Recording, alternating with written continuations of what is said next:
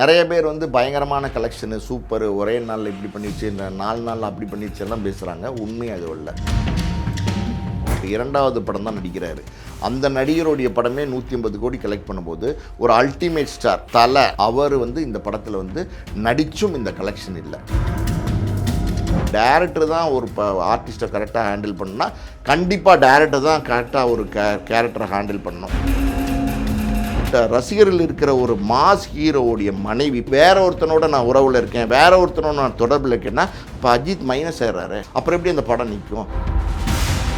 கோடிக்கணக்கான ரசிகர்கள் கொண்டிருக்கிற ஒரு ஆர்டிஸ்ட்டு இப்படி ஒரு கதையை தேர்வு பண்ணி நடிச்சுட்டு அதில் டேரக்டருக்கு ஒர்க் இல்லையே, டேரக்டர் பண்ணியிருந்தால் ஜேக்கி வச்சுருக்கலாம்னா டேரக்டர் என்ன பண்ணுவார்? என்ன ஜேக்கி வைக்க முடியும்? நல்ல விஷயங்களை பண்ணுங்க. ஏன் இந்த மாதிரி நாரத்தனமான விஷயம் பண்ணிட்டு இருக்கீங்க? உங்களுக்கு அந்த ரசிகர்கள் பண்ணுற இத்தனை கொண்டாட்டத்துக்கு அந்த நடிகர்கள் உங்களுக்கு பதிலுக்கு என்ன தான் கொடுக்குறாங்க? ரெட்ரோ மீடியா நேயர்கள் வணக்கம். நான் உங்கள் பிரவீன் கேஎஸ். இந்த ஒரு சூப்பரான இன்டர்வியூ நம்ம கூட சினிமா விமர்சகர், ஆஸ்கார் மூவிஸ் ப்ரொடியூசர் பாலாஜி பிரபு சார் இருக்கார். சார் வணக்கம். வணக்கம். Welcome to retro media. Sure.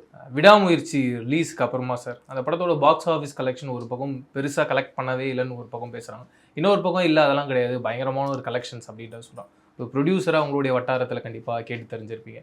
அந்த படத்தோட நிலவரம் என்னவா தான் இருக்குது? நிலவரம் வந்து கலவரமாக இருக்குது. யார் நமக்கு இல்லை, லைக்காக்கு. ஓகே. ஆமாம், அந்த படத்தை எடுத்து பெரிய தோல்வி, லைக்காக்கு பெரிய நஷ்டம். இதுதான் உண்மை.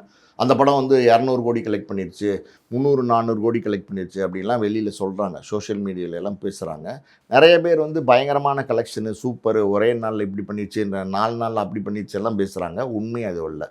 அதாவது வந்து 60 கோடியை தாண்டி இருக்குது, அவ்வளோதான். அதுக்கு மேலே பெரிய கலெக்ஷன் அதில் இல்லை. அதாவது வந்து நேற்று வந்த படம் டிராகனே கிட்டத்தட்ட 150 கோடி கலெக்ட் பண்ணும். யார்? பிரதீப் ரங்கநாதன் ஒரு 2வது படம் தான் நடிக்கிறாரு. அந்த நடிகருடைய படமே 150 கோடி கலெக்ட் பண்ணும்போது ஒரு அல்டிமேட் ஸ்டார், சூப்பர் ஸ்டார், ஒரு தலை, கடவுளே அஜித், இப்படி பல ஆங்கிளில் கொண்டாடுறாங்க யார்? ரசிகர்கள். அப்படிப்பட்ட ஒரு மாஸ் ஆர்டிஸ்ட் அஜித் அவர் வந்து இந்த படத்தில் வந்து நடிச்சும் இந்த கலெக்ஷன் இல்லை, பெரிய கலெக்ஷன் இல்லை. காரணம் என்னென்னா அஜித் தேர்வு செய்த இந்த கதையை பொறுத்த வரைக்கும் அஜித் தான் இந்த கதையை தேர்வு செய்தான்னு சொல்கிறாங்க. பிரேக் டவுன் ஒரு இங்கிலீஷ் படத்தினுடைய கதை, இது அப்படியே எடுங்கன்னு சொல்லி அஜித் தான் மகிழ் திருமேனிகிட்ட சொன்னதா. மகிழ் திருமேனி பல சேனல்ஸில் உட்காந்து படம் ரிலீஸ்க்கு முன்னாடியே பேட்டி கொடுத்துட்டார். ஓகேவா? இப்போ அஜித் தான் இந்த கதையை தேர்வு செஞ்சார்னா அஜித் ஏன் இந்த கதையை தேர்வு செஞ்சார்? ஒரு மாஸ் ஆக்ஷன் பேக்டு ஹீரோ. அதாவது வந்து ஒரு படத்தில் அஜித் வந்தால் பஞ்ச் டைலாக் இருக்கணும், ஆக்ஷன் இருக்கணும், சண்டை காட்சிகள் தும்சம் பண்ணணும், அதாவது வந்து வில்லனை அடித்து நொறுக்கணும், பயங்கரமாக நடந்து வரணும், ஸ்டைலிஷாக வாக்கு, கார் டிரைவு, பைக் டிரைவு எல்லாமே கலந்து அஜித் வர ஃப்ரேமெல்லாம் கைதட்டி ரசிக்கணுங்கிற மாதிரி படம் இருந்தால் அஜித்தை பொறுத்த வரைக்கும் ரசித்து பார்ப்பாங்க. காரணம் இப்போ அவ்வளோ பெரிய ஆக்ஷன் ஹீரோ. அவருடைய தேர்வு இருக்குது பார்த்தீங்களா, இந்த கதை தேர்வு, அது இந்த படத்தை பொறுத்த வரைக்கும் சரியில்லை. இப்படி ஒரு கதை தேர்வு செய்தார், என்ன காரணத்துக்காண்டி இதை கதை தேர்வு செய்தார், இதெல்லாம் அஜித்துக்கு தான் தெரியும். மொத்தத்தில் பார்த்தீங்கன்னா இந்த படம் வந்து ஒரு பெரிய தோல்வி படம். அஜித் படத்துலேயே இது ஒரு பெரிய தோல்வி படம். கலெக்ஷன் வைஸ் பெரிய கலெக்ஷனே கிடையாது, பெரிய தோல்வி. சார் இன்னொரு கேள்வி இந்த படத்தை பற்றி. இந்த படத்தை பொறுத்த வரைக்கும் அஜித் சார் தான் கதை சொன்னார், இது எல்லாமே ஓகே. மகிழ் திருமேனி சாரால் தான் இந்த படத்தோடைய பட்ஜெட்டே பெருசாச்சு, அதனால தான் இந்த படத்தோடைய லாஸ் அப்படின்றது பெரிய அளவில் இருக்குன்றத சொல்கிறாங்க. இன்னொரு பாயிண்ட் என்னன்னா, ஒரு சில வருஷத்துக்கு முன்னாடி அஜித் சார் தமிழ் படத்தோட ரீமேக்கை பண்ணார் பில்லா. எல்லாரும் அந்த படத்தை ஸ்டார்ட் பண்ணும் போதே சொன்னாங்க கண்டிப்பாக இந்த படம் ஓடாது, கலெக்ஷனே இருக்காதுன்னு சொல்லிட்டு. ஆனால் மாபெரும் வெற்றி அடைஞ்சிது, அது யாருமே எதிர்பார்க்கல. ஒரு டேரக்டர் கிட்ட தான் இந்த கதையை எப்படி ஆடியன்ஸ் கிட்ட சேர்க்கணும் அப்படின்ற ஒரு கேள்வி இங்கே வருது சார். ஏன்னா விஷ்ணுவர்தன் எல்லாரும் ரஜினி சார் நடித்த பில்லாவை பார்த்து கொண்டாடி இருக்கும். அதுக்கப்புறம் ஒரு சில வருஷங்களுக்கு அப்புறமா அஜித் சார் பண்ணுறன்னும் போது அப்படி ஒரு படத்தை பிளாக் பஸ்டர் பண்ணும்போது இங்கே பிரேக் டவுன் பெரிய அளவில் யாரும் பார்த்ததே கிடையாது. இப்படி இருக்க இந்த கதையுமே பிளாக் பஸ்டராக மாற்றிருக்கலாமே, அதுக்கு காரணம் மகிழ் திருமேனி அவர்களான்னு ஒரு கேள்வி வருது. அதுக்கான உங்களுடைய பதில்? முதல்ல நம்ம பில்லா பற்றி பேசுவோம். பில்லா கதை வந்து ஆல்ரெடி ரஜினிகாந்த் வந்து பல வருடங்களுக்கு முன்னாடி, அதாவது ரஜினிகாந்தோடைய ஏர்லி டேஸில் நடித்த படம், ரஜினிகாந்துக்கே பெரிய பேர் வாங்கி கொடுத்த படம்.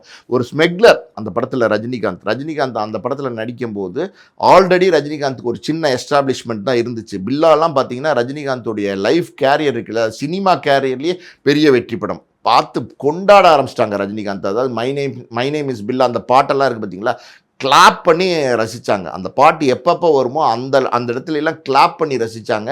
அவங்களோட வந்து ஸ்ரீபிரியா பேரா நடிச்சிருந்தாங்க. அதுவும் பல விஷயங்கள் சார் அந்த படத்தில் ரஜினியோட ஆக்ஷன் ஸ்டைலு, அவருடைய பெர்ஃபார்மன்ஸு, ஃபைட்டு, டான்ஸு எல்லாமே ஒரு என்டர்டெயின்மெண்ட் மீடியா. அதாவது வெத்தலையை போட்டேண்டி அப்படின்னு ஒரு பாட்டெல்லாம் இருக்குது பார்த்தீங்களா, அல்டிமேட். அப்படி அடிச்சு இல்லை அடிச்சு தூக்குற பாட்டு, அந்த மாதிரி பாட்டெல்லாம் வச்சு அந்த படம் வந்து பெரிய ஹிட், அதாவது மேசிவ் ஹிட்டுன்னு சொல்லலாம். அந்த படத்தை ரஜினிகாந்த் நடித்த அந்த பில்லா படத்தை விஷ்ணுவர்தன் வந்து அதாவது அஜித்தை வந்து வச்சு எடுக்கலாம் இந்த பில்லா படத்தைன்னு நினைக்கும் போது பில்லா படத்தை அஜித் வச்சு எடுக்கிறாரு.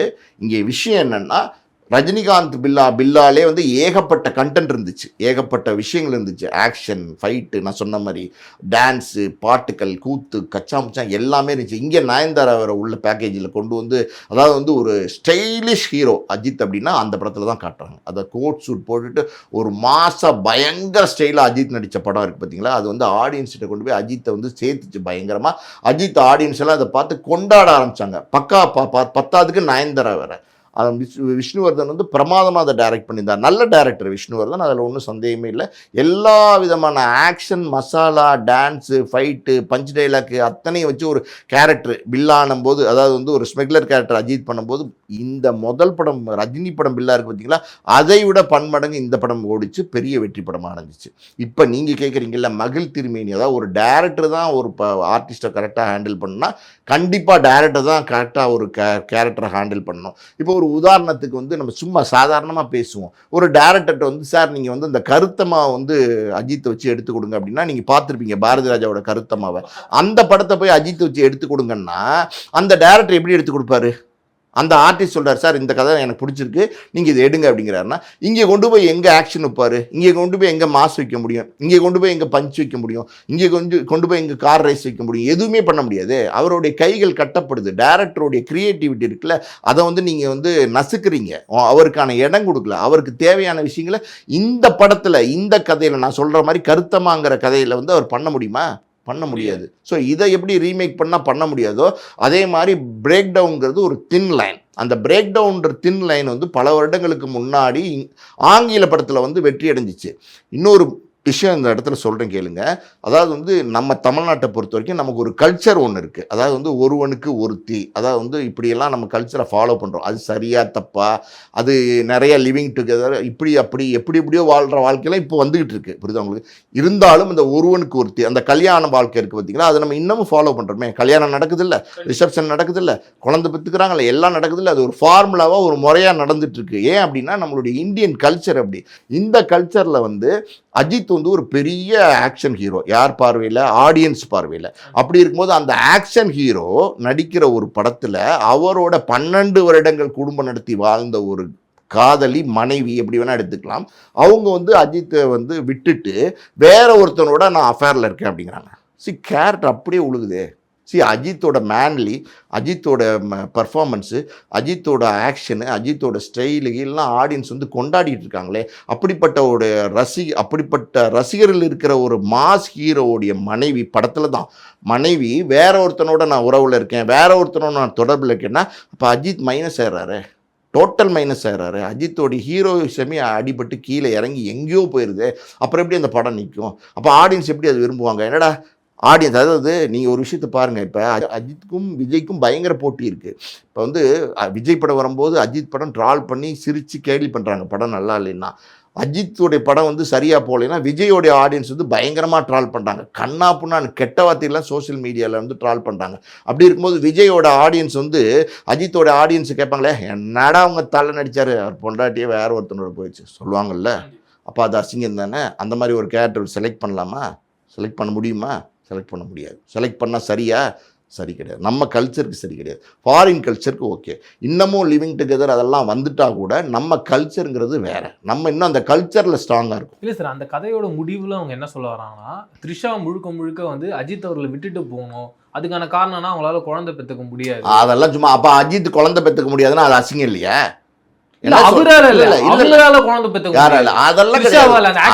அதெல்லாம் எங்க சொன்னாங்க? அப்படி அதெல்லாம் கிடையாது.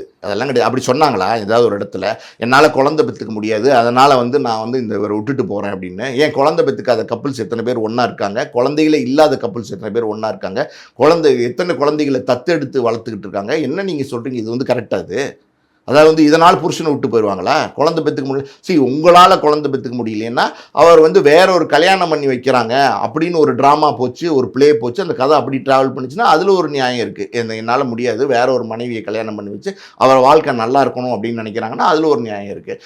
என்னால் குழந்தை பெற்றுக்க முடியாது, நான் இவனை விட்டுட்டு போகிறேன், புருஷனை விட்டுட்டு போகிறேன், 12 வருஷம் வாழ்ந்துட்டு புருஷனை விட்டுட்டு போகிறேன், இதெல்லாம் சரியான லாஜிக்கான விஷயமா?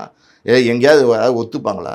எங்கேயுமே யாருமே ஒத்துக்க மாட்டாங்க. எங்கேயோ கேட்டக்கொள்னு ஒரு படம் ரஜினிகாந்த் நடித்தார். அதில் அம்பிகா வந்து ரஜினிகாந்தோட மனைவி. உங்களுக்குலாம் அந்த படம் தெரிஞ்சிருக்காது. அம்பிகா வந்து வேற ஒருத்தன மேலே அட்ராக்ட் ஆகி, நல்லா கேட்டுக்குங்க, ரஜினியை விட்டு போயிடுவாங்க. ஆனால் அங்கே எந்த தப்புமே செய்ய மாட்டாங்க. வேற ஒருத்தன வீட்டிலே போயிருப்பாங்க. அங்கே போனதுக்கப்புறம் அவங்களுக்கு குற்ற உணர்வு வரும். குற்ற உணர்வில் அவங்களால அடுத்து ஒரு ஸ்டெப் கூட எடுத்து வைக்க முடியாது. அப்படியே அழுவாங்க, யோசனை பண்ணுவாங்க, இப்படி பண்ணிட்டுமே, ஓடி வந்துட்டுமே அப்படிங்கிற மாதிரி யோசனை பண்ணி டிப்ரெஷனுக்கு போயிடுவாங்க. இந்த நேரத்தில் இமீடியட்டாக என்ன தெரியுமா பண்ணுவார்? டெல்லி கணேஷ் வந்து அந்த படத்தில் வந்து அம்பிகாவோட அப்பா, அவர் வந்து ரஜினிகாந்தை கூப்பிட்டு, மாப்பிள்ள விட்டுருங்க மாப்பிள்ள, ஓடிட்டா விட்டுருங்க, அதாவது அம்பிகா மூத்த பொண்ணு ஓடிட்டா விட்டுருங்கன்னு சொல்லி ராதா வந்து அவரோட 2வது பொண்ணு, அம்பிகாவோட தங்கச்சி, இம்மீடியட்டாக ராதா வந்து ரஜினிகாந்த் கல்யாணம் பண்ணி வைப்பாங்க. அம்பிகாவுக்கும் ஒரு குழந்தை இருக்கும், நல்லா கேட்டுங்க, பேபி மீனா தான் அந்த குழந்தை. மீனா நட்சத்திரம் இருக்காங்களோ அவங்க தான் அந்த குழந்தை. அம்பிகாவுக்கும் ஒரு குழந்தை இருக்கும். இந்த இந்த இந்த தப்பு பண்ணிட்டோமே அப்படிங்கிற அதாவது அந்த குற்ற உணர்வில் அவங்க அதே கிராமத்துக்கு திரும்பி வருவாங்க. ஆனால் அவங்க ஊருக்குள்ளே சேர்க்க மாட்டாங்க. ஊருக்கு வெளியில் ஒரு குடிசை போட்டு தனியாகவே அங்கே வாழ்வாங்க. ரஜினிகாந்தை பல நேரங்கள் இப்படி போகும்போது வரும்போதெல்லாம் பார்க்கக்கூடிய சந்தர்ப்பம்லாம் இருக்கும். ரஜினிகாந்தும் பார்க்காம போயிடுவார். இவங்களும் அவரை பார்க்குறதுக்கு யோசனை பண்ணுவாங்க. அப்படி வந்து பார்க்கும்போது கடைசியாக வந்து அவங்க சாகிற தருணத்தில் வந்து குழந்தை வரும். யார்? பேபி மீனா வரும். அப்போ ஒரு சந்தர்ப்பங்களில் வந்து அம்மான்னு தெரிஞ்சோன்னா போகக்கூடாதுன்னு ராதா தங்கச்சிக்காரியே சொல்லுவாள். இந்த மாதிரி இந்த ட்ராவல் வந்து இருக்குது பார்த்தீங்களா, அருமையாக இருக்கும். ஒரு ஹீரோயிசத்தை வந்து எங்கேயுமே இறங்க விட மாட்டாங்க. அவர் ரஜினிகாந்த் வந்து தன்னுடைய மனைவி இருந்தாலும் அவர் அவர் தப்பு பண்ணியிருக்க மாட்டாங்கிற எண்ணங்கள் அவளுக்கு இருக்குது. இருந்தால் கூட அவரால் வந்து அங்கே பக்கத்தில் நெருங்க முடியாது. நம்ம தப்பு பண்ணிட்டுமே இந்த எப்படி நம்ம போகிறது, எப்படி நம்ம மூஞ்சியில் முழிக்கிறது, இந்த அம்மா வந்து தனியாகவே ஒரு கிராமத்தில் இருப்பாங்க. சாகிற கடைசி தருணத்தில் வந்து எனக்கு வந்து அவர் தான் கொல்லி வைக்கணுங்கிற மாதிரி ஏதோ ஒன்று சொல்லுவாங்க. யார்? ரஜினிகாந்த். அதை வந்து எல்லாரும் வந்து அவர் இறந்துருவா. அம்பிகா இறக்கிறதுக்கு முன்னாடி ஒரு சீக்வன்சஸ் இருக்கும். அப்போ அம்பிகாவை போய் ரஜினிகாந்த் கடைசியாக பார்க்க விருப்பப்படணும்னு சொல்லும்போது ரஜினிகாந்த் சொல்லுவாங்க, எனக்கு நீங்கள் தான் கொல்லி வைக்கணும்னு. ஓகேவா? இப்போ கடைசியாக பார்த்துட்டு ரஜினிகாந்த் மௌனமாக எந்திரிச்சு போயிடுவார். இறந்துருவோன்னே தகவல் வரும், கொல்லி வைக்கிறதுக்கு போவார். அப்போ வந்து யாரும் போகக்கூடாதுன்னு சொல்லுவாங்க. எல்லாருமே தடுப்பாங்க, டெல்லி கணேஷ், ராதா எல்லாருமே தடுப்பாங்க. ஆனால் இவர் போவார். எப்படி இருக்குது? செமையாக இருக்குது. அப்போ இதே மாதிரி பண்ணியிருக்கலாம்ல. அப்புறம் இப்படி போய் கச்சா முச்சான்னு பண்ணிவிட்டு அதாவது ஸ்கோப்பே இல்லைங்க அந்த படத்தில். வந்து அஜித் விளையாடுறதுக்கான இடமே இல்லை. அவரெல்லாம் வந்தால் மாஸ் ஹீரோ. இது வந்து நம்ம வந்து நேத்திக்கு வந்த கவினே பாட்டு பாடுறாரு, டான்ஸ் ஆடுறாரு, அங்கேருந்து ஜம்ப் பண்ணுறாரு, இங்கேயும் ஜம்ப் பண்ணுறாரு, எல்லாம் பண்ணணும், ஃபைட்லாம் பண்ணணும்னு ஆசைப்படுறாரு. இப்போ சிவகார்த்திகேயன் வந்து அவர் வந்து ஒரு மாஸ் ஹீரோங்கிறாரு. நிறைய பேர் ஏன் அந்த சின்ன தளபதினு ஒரு பரத்னு ஒருத்தர் இருந்தார், அவர் வந்து நானும் அடிப்பேன் குத்துவேன் அப்படின்லாம் பண்ணுறாரு. இப்படியெல்லாம் வந்து ஸ்ரீகாந்த் பண்ணார், ஜெய் பண்ணார். வந்தாங்களா வரலையாங்கிறது அப்புறம் புரியுது. இவங்கெல்லாம் பண்ணாங்க. ஜீவா பண்ணாரு, ஜித்தன் ரமேஷ் பண்ணாரு. இப்படிப்பட்ட சின்ன நடிகர்களே மாசா தங்களை காமிச்சுக்கணும்னு நினைக்கும் போது அஜித் மாதிரி ஒரு ஆக்ஷன் ஹீரோ, அஜித் மாதிரி ஒரு ரசிகர்கள், அதாவது வந்து பல லட்சக்கணக்கான ஏன் கோடிக்கணக்கான ரசிகர்கள் கொண்டு வச்சிருக்கிற ஒரு ஆர்டிஸ்ட்டு இப்படி ஒரு கதையை தேர்வு பண்ணி நடிச்சுட்டு அதில் டேரக்டருக்கு ஒர்க் இல்லையே, டேரக்டர் பண்ணியிருந்தா ஜேக்கி வச்சிருக்கலாம்னா டேரக்டர் என்ன பண்ணுவார்? என்ன ஜேக்கி வைக்க முடியும்? ஒன்றுமே. விடாமுயற்சியும் ஒரே நாளில் ரிலீஸ் ஆயிருந்ததுன்னா, சப்போஸ் டிராகனும் விடாமுயற்சியும் ஒரே நாளில் ரிலீஸ் ஆயிருந்துச்சுன்னா விடாமுயற்சி இன்னும் அசிங்கப்பட்டு இருக்கும். அது நடக்கலை, நல்ல வேலை. அதாவது வந்து இந்த படம் வந்து நம்ம இந்த படத்துக்கு போட்டி போட முடியாது அப்படிங்கிற கதை போய் இவங்க தானே விடு அப்படின்னு சொல்லி போட்டி போட்டு வந்திருந்தாங்கன்னா ரொம்ப கேவலமாக இருக்கும். நல்ல வேலை அப்படி ஒரு நிலைமை நடக்கலை. ஆனால் இன்னும் ஒரு சில பேர் என்ன சொல்கிறாங்கன்னா, இல்லை அஜித் ஒரு உச்ச நட்சத்திரம். உச்ச நட்சத்திரம் தாங்க. யார் இல்லைன்னா அஜித் உச்ச நட்சத்திரம் இல்லைன்னு நான் எங்கேயுமே ஆர்கியூ பண்ணலையே. அஜித் ஒரு ஆர்டிஸ்ட்டு இல்லையே, நான் அஜித் ஒரு நடிகர் இல்லை, இப்படிலாம் நான் எங்கேயுமே சொல்லவில்லையே. நான் மறுபடியும் சொல்கிறேன், இன்றைக்கி மாசா ஆடியன்ஸ் உள்ள ஒரு கிளாஸான ஆர்டிஸ்ட்டு, அதாவது வந்து பல நடிகர் வந்து நடிக்கிறாங்க சினிமாவில் வந்து, அதுக்கப்புறம் வெளியில் வந்து அதை விட மோசமாக வேஷம் போடுறாங்க, ஏமாத்துறாங்க, பல விஷயங்கள் பித்தலாட்டங்கள்லாம் பண்ணுறாங்க, என்னென்னமோ பண்ணுறாங்க. ஆனால் அஜித் நான் ப்ரமோஷனுக்கு வரமாட்டேன்னா வரமாட்டேன். என்னுடைய ஸ்டாண்ட் அதுதான். நான் இங்கே போக மாட்டேன்னா போக மாட்டேன். நான் வேறு பப்ளிக் ஃபங்க்ஷனில் கலந்துக்க மாட்டேன்னா கலந்துக்க மாட்டேன். எனக்கு சில பாலிசி இருக்குது, எனக்கு சில ரூல்ஸ் அண்ட் ரெகுலேஷன்ஸ் இருக்குது. நான் படத்தில் நடிக்கிற கதாநாயகன், நான் வந்து அந்த படத்துக்கு சம்பளம் வாங்குறேன். 150 கோடியோ 200 கோடியோ எது வேணா இருக்கட்டும், நான் வாங்குறேன், நான் நடிக்கிறேன், அந்த வேலை பார்க்குறேன். என்னோட படத்தை வந்து ஆடியன்ஸ் பார்க்கட்டும், ரசிக்கட்டும், என்டர்டெயின் பண்ணட்டும், விசில் அடிக்கட்டும், கொண்டாடட்டும், என்ன வேணால் பண்ணட்டும். ஆனால் அதுக்கு மேலே என்னை வந்து தளபதி இந்த மாதிரியான பட்டங்களை வச்சு கூப்பிடுறது, அல்டிமேட் ஸ்டார், கடவுளை அஜித் இப்படி கூப்பிடுறது, இதெல்லாம் வேண்டாம். அவங்கவுங்க வேலையை அவங்கவுங்க பாருங்கள். நான் நடிக்கிற படத்தில் நான் நடிக்கிறேன், அதுக்கான ஊதியம் வந்து 200 கோடிக்கு மேலே வாங்கி நான் வந்து சந்தோஷமாக என் பாதையில் நான் போயிட்டுருக்கேன், என் வாழ்க்கையை நான் வாழ்ந்துட்டு இருக்கேன். எனக்காண்டி நீங்கள் கொண்டாடி, அதாவது வந்து ஒரு பேனரில் ஏறி ஒரு நடிகர் வந்து உளுந்து கொடுத்தார்ல, அவருக்கு வந்து ஒரு துக்க செய்தி கூட அவர் கொடுக்கல. அவர் செஞ்சது ஒரு பக்கம் நியாயம் இல்லையா அப்படின்னும் போது, அதாவது வந்து இந்த துணிவு படத்துக்குன்னு நினைக்கிறேன், நியாயம் இல்லையான்னு ஒரு பக்கம் விவாதம் இருந்தால் கூட என்ன கேட்டால் நியாயம்னு சொல்லுவேன். ஏன்னா அவர் அப்படி சொல்லலை. முதல்ல அவர் சொல்கிறாரோ சொல்லலையோ, இந்த நடிகர்களுக்கு பாலாபிஷேகம் பண்ணுறது, பன்னீர் அபிஷேகம் பண்ணுறது, ரோஜா பூவை அள்ளி போடுறது, இதெல்லாம் வந்து நீங்கள் உங்கள் அம்மா அப்பா போய் பண்ணுங்கள். உங்கள் அண்ணன் தம்பிங்க கஷ்டப்படுறாங்கன்னா அவங்களுக்கு போய் பண்ணுங்கள். பக்கத்து வீட்டில் ஒரு ஃப்ரெண்டு இருக்கான், அவன் படிக்கிறதுக்கு காசு இல்லைன்னா அவனுக்கு போய் காலேஜ் ஃபீஸ் கட்டுங்க, ஒரு 2000 ரூபா கட்டுங்க. நல்ல விஷயங்களை பண்ணுங்கள். ஏன் இந்த மாதிரி நாரத்தனமான விஷயம் பண்ணிட்டு இருக்கீங்க? உங்களுக்கு அந்த ரசிகர்கள் பண்ணுற இத்தனை கொண்டாட்டத்துக்கு அந்த நடிகர்கள் உங்களுக்கு பதிலுக்கு என்ன தான் கொடுக்குறாங்க? எந்த நடிகருங்க உங்களுக்கு மரியாதை கொடுக்குறாங்க? அவங்க 1000 பவுன்சர்ஸோடு வராங்க. கூட வரும்போதே ஒரு 50 பேர் 100 பேர் இருக்காங்க. நீங்கள் ஸ்டேஜுக்கு ஏறி போக முடியுமா? ஏதோ ஒரு இடத்துல நான் பார்த்தேன், இத்தனை கூட்டத்தை மீறி ஒருத்தன் ஏறிட்டான் ஒரு ரசிகன். அப்போ அவனுக்கு எவ்வளோ ஒரு அட்ராக்ஷன் இருந்திருக்கும் அந்த நடிகர் மேலே. அந்த நடிகர் வந்து அந்த பவுன்சர் வந்து குத்தி கூட்டு போகிறாங்க. பார்த்தீங்களா இல்லையா ஸ்டேஜில்? அது என்ன சம்பவம்னு எனக்கு தெரில. அப்போ கூட்டு போகும்போது அந்த நடிகர் அந்த மேடையில் தானே இருக்கார்.